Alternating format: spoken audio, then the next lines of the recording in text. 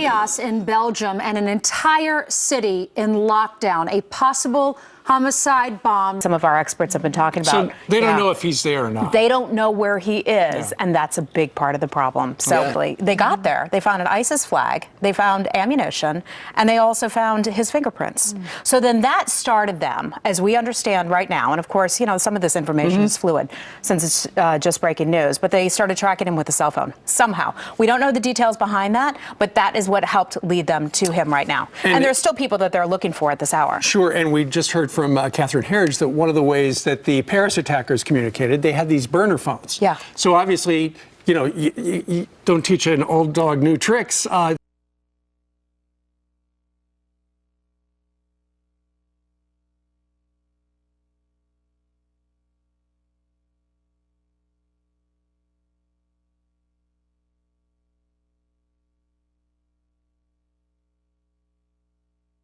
Mailbeck is one of the stations, one of the metro stops. It was Schulman, which is where the EU Parliament is located. Yeah, this was described, though, as a police station. Yeah. So, again, all breaking news coming in. It could have been, this could be something different, though, Steve, so we're going to keep an eye on that. What that means. Sure. But you understand the frustration of the people in Europe is very similar to the people here. Everyone has a big heart, wants to help everybody, but you don't want to open yourself up to being a victim. If you don't know who these people are, if you don't know where they were. Leading heart liberals of sorts say, let's let everybody in. They have these generous social programs, people from all kinds of nations, Morocco, you name it, they come in there. The government can't necessarily sustain having all these people on the dole, so to speak. A huge issue in the Netherlands, and this is another thing there as well. Absolutely. All right, Heather, great work. Thank you very much. Meanwhile, let's monitor Sky News. That is the breaking news covered by Sky News as we dip into our sister station over there. That was actually Alex Rossi on the phone as he was walking through the airport. He said he was buying Easter candy in the duty-free store there when the explosion went off in the airport. Happened to be there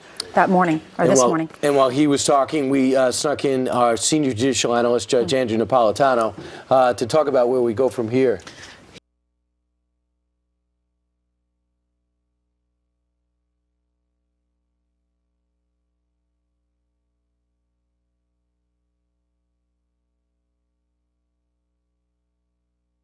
So that's probably where they are. That's probably why they pulled the trigger. It's like, that guy is singing like a canary. Let's go. Let's go. Or, exactly, Steve.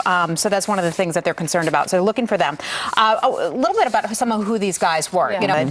And he was a petty criminal. So he wasn't somebody who grew up in a very, very religious family. But he went to jail and got involved with some bad guys. He did. And they all started meeting a bunch of other bad guys, and they wanted to wreak havoc. He then went to Paris with his brother, were part of the Paris attacks. His brother blew himself up. He chickened out, headed back to Brussels, and that's where people were protecting him, including family members and other criminals for the past 4 months. And we have his brother, his buddy, Najim Lakarati, and they're looking for this guy. Found in his own neighborhood, 4 doors down from his parents' house. It is something else. Thanks, Heather, thank you very much.